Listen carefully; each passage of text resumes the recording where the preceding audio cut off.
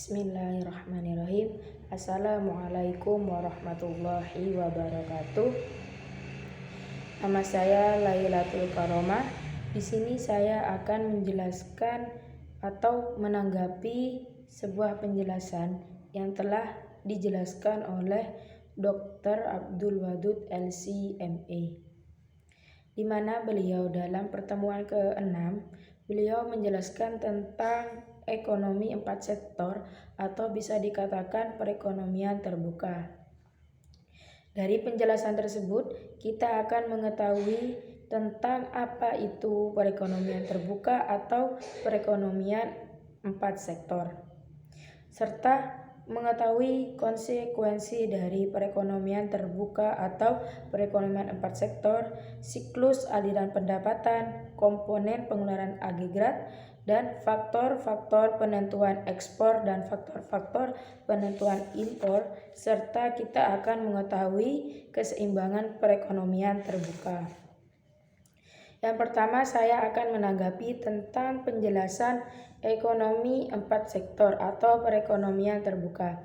Jadi perekonomian 4 sektor merupakan perekonomian satu negara yang terlibat luas dalam perdagangan antar negara, seperti perdagangan internasional.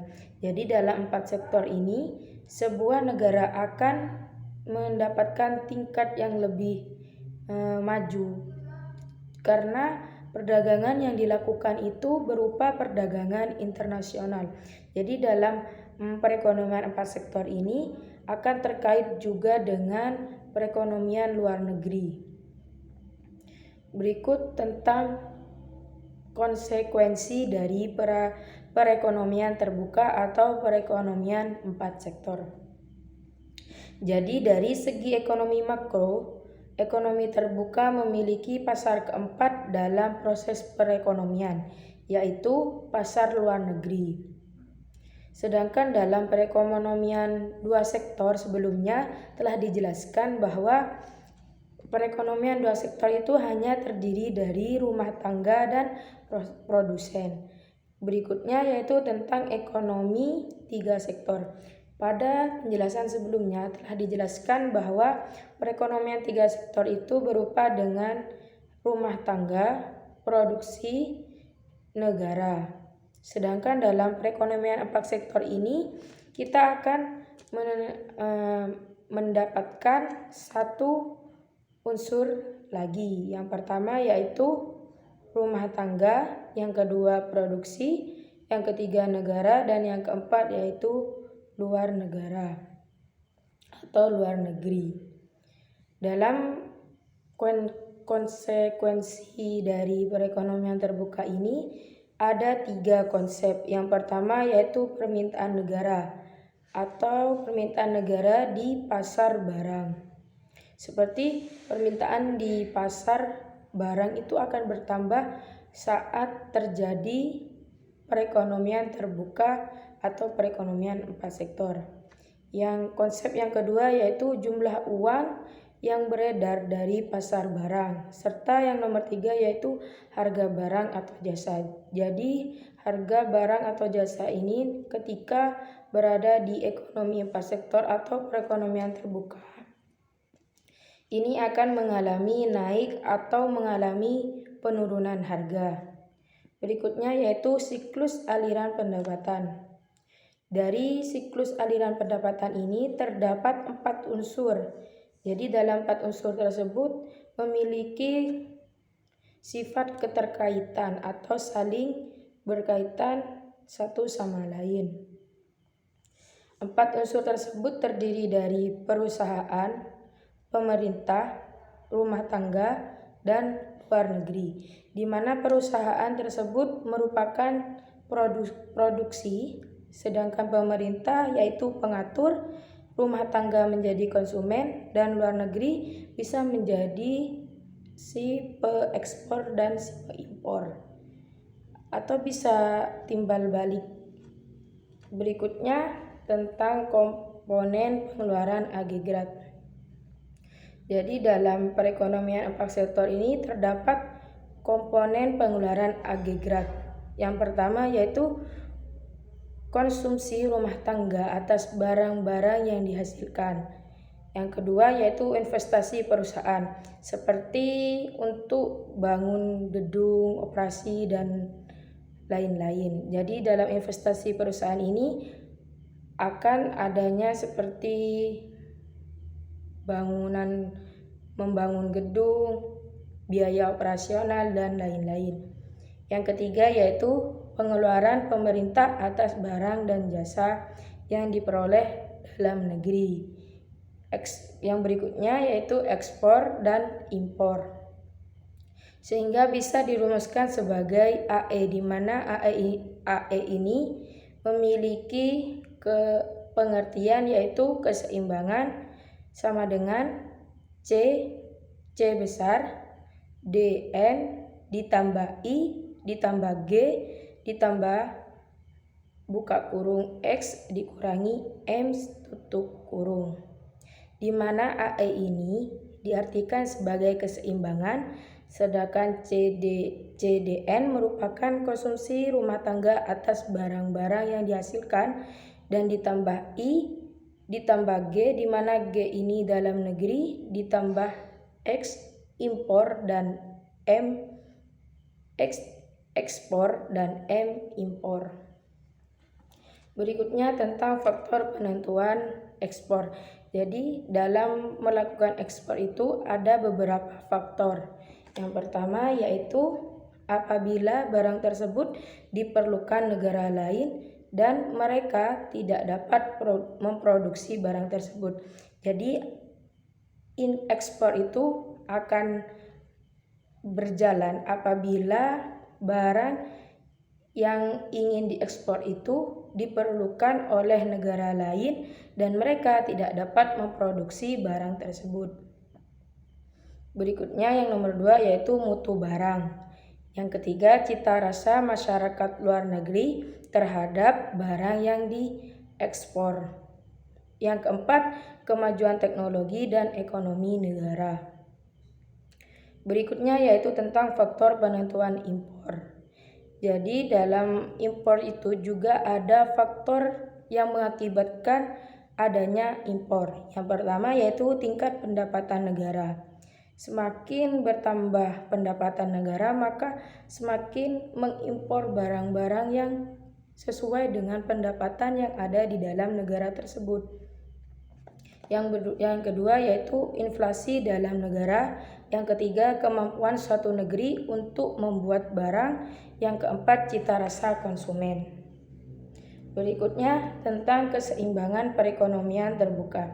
Dalam keseimbangan perekonomian terbuka terdapat 3 jalur. Yang pertama, penawaran dan pengeluaran agregat. Adapun rumus dari penawaran agregat yaitu AS sama dengan Y ditambah E. Dalam perumusan penawaran agregat yang AS ini terdapat 2 komponen. Yang pertama yaitu pendapatan atau bisa diartikan sebagai Y dan ditambah import atau bisa diartikan ditambah M. Adapun rumus penawaran agregat yaitu AE sama dengan C besar DN ditambah I ditambah G ditambah X ditambah M. Dalam penentuan rumus penawaran agregat yang AE ini terdapat 5 komponen. Berikutnya tentang pengeluaran rumah tangga. Memiliki rumus seperti C sama dengan C besar atau C besar DN ditambah M. Dalam pengeluaran rumah tangga ini terdiri 2 komponen. Yang berikutnya, keseimbangan perekonomian terbuka nomor 2. Sehingga persamaan di atas atau persamaan AE dapat disederhanakan menjadi AE sama dengan C ditambah I ditambah G ditambah X. Dengan demikian, keseimbangan perekonomian terbuka tercapai apabila Y ditambah M sama dengan C ditambah I ditambah G ditambah X, atau Y sama dengan C ditambah I ditambah G ditambah buka kurung X dikurangi M tutup kurung. Suntikan dan bocoran. Keseimbangan dicapai dalam suntikan dan kebocoran ini. Keseimbangan dapat digapai apabila I ditambah G, di mana I ini memiliki arti investasi, ditambah G atau negara, ditambah X atau ekspor, sama dengan S atau tabungan, ditambah T atau pajak, ditambah M atau impor. Pendapatan deposable merupakan sisa pendapatan nasional yang dikurangi pajak-pajak, di mana rumusnya yaitu YD sama dengan Y dikurangi pajak perusahaan dikurangi pajak individu, atau YD dikurangi Y dikurangi T. Berikutnya keseimbangan perekonomian terbuka yang nomor 3. Selanjutnya pendapatan deposable digunakan untuk membeli barang dalam negeri, barang impor, dan ditabung. C sama dengan CD ditambah M, atau untuk ditabung sebanyak S. Dengan demikian, keseimbangan perekonomian terbuka tercapai apabila Y dikurangi T sama dengan C ditambah S, atau Y sama dengan C ditambah S ditambah T, di mana C merupakan pengeluaran rumah tangga membeli barang dalam negeri dan barang impor, sehingga Y sama dengan C ditambah I ditambah G ditambah buka kurung X dikurangi M tutup kurung, sehingga mencapai suatu keseimbangan pendapatan nasional. Jadi dalam mencapai keseimbangan pendapatan nasional berlaku suatu persamaan, yaitu C ditambah I ditambah G ditambah buka kurung X dikurangi M tutup kurung sama dengan C ditambah S ditambah T. Berikutnya tentang perekonomian terbuka pada sistem perekonomian Islam. Menurut Abdul Manan, prinsip dasar yang telah diterapkan dalam Islam mengenai perdagangan atau berniaga merupakan sebagai tolak ukur suatu orang, tolak ukur dalam kejujuran, dalam kepercayaan dan ketulusan. Jadi terjadinya perdagangan luar negeri juga terjadi di masa dahulu, bukan hanya sekarang saja. Jadi di masa dahulu juga terdapat perdagangan yang dilakukan secara luar negeri atau meluas, atau bisa dikatakan perdagangan internasional. Sekian dari penjelasan atau penanggapan saya, kurang lebihnya saya mohon maaf. Wassalamualaikum warahmatullahi wabarakatuh.